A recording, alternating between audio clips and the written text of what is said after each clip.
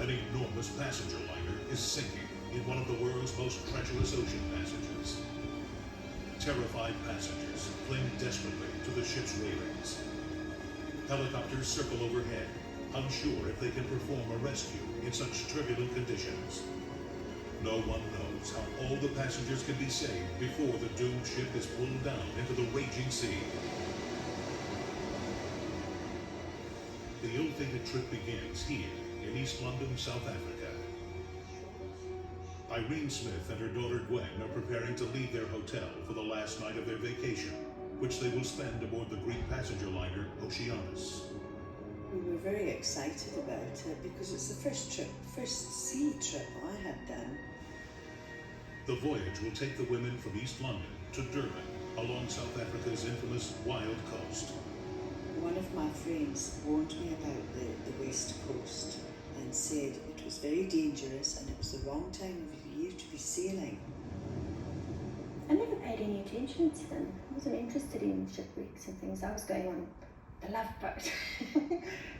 In spite of severe storm warnings, the Oceanos leaves East London.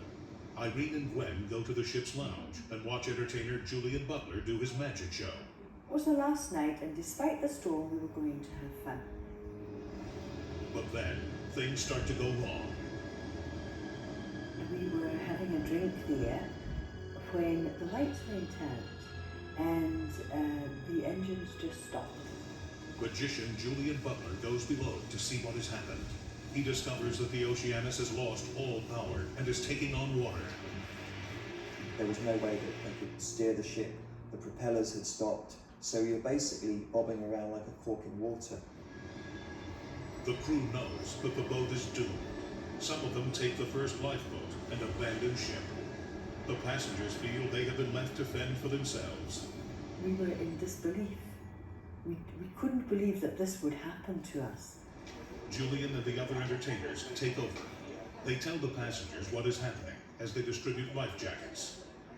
And the ship was pitching and rolling dreadfully. It was really, really scary stuff.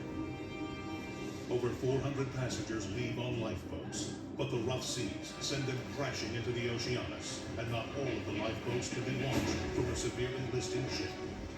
170 passengers, including Irene and Gwen, remain on board the Oceanos. The seas were far too choppy, and the storm was unrelenting, and you know this is shark-infested water. My immediate reaction was, I'm better off in a big ship like this. I'm not getting in a little boat like that. Irene and Gwen spend a terrifying night at sea, praying that help will come before the Oceanos sinks. But by dawn, there is no sign of help. Irene and Gwen make their way onto the deck.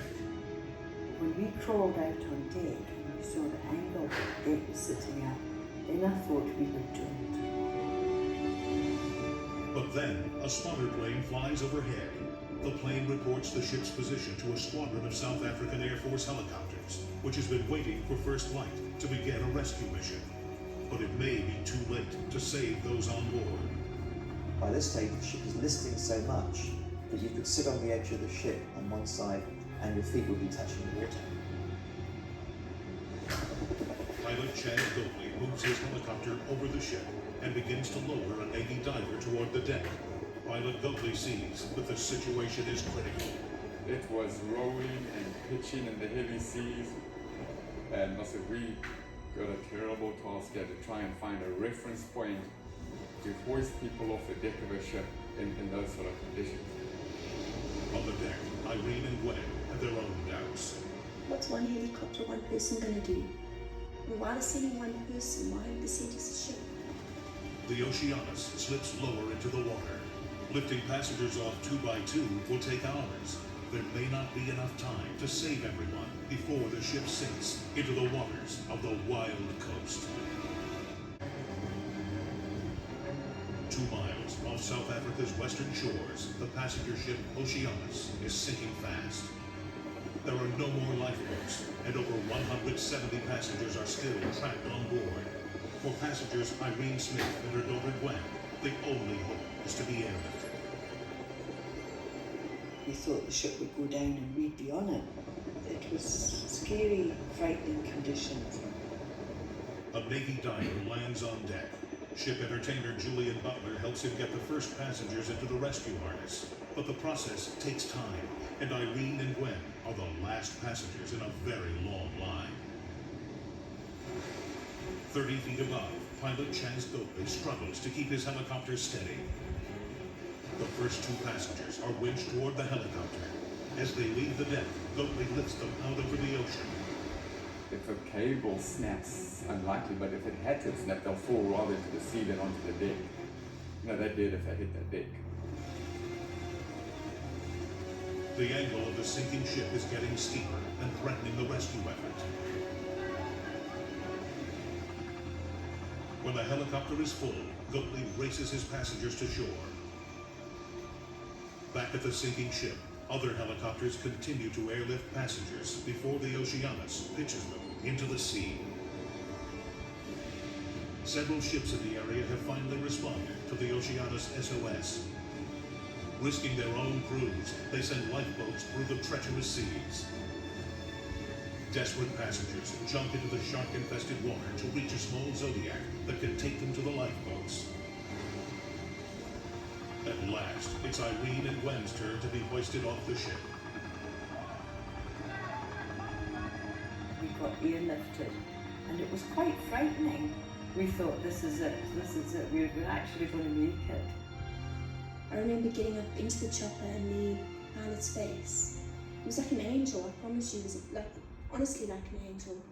Minutes later, Julian Butler, the magician who helped lead the rescue effort, is also airlifted. When we finally got back and saw all the passengers there, and there was cheering going on, the fact that everybody had been saved, it was jubilation. But back at sea, the Oceanos finally surrenders to the waves. Deck chairs cascade down the deck.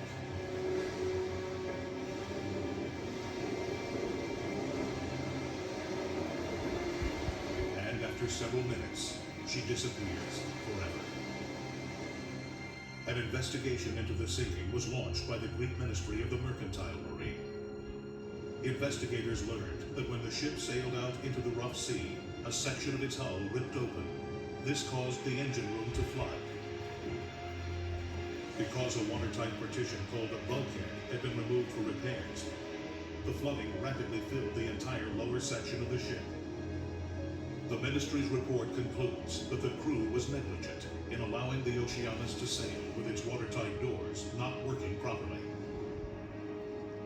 But since the sinking, safety aboard ocean liners has improved significantly.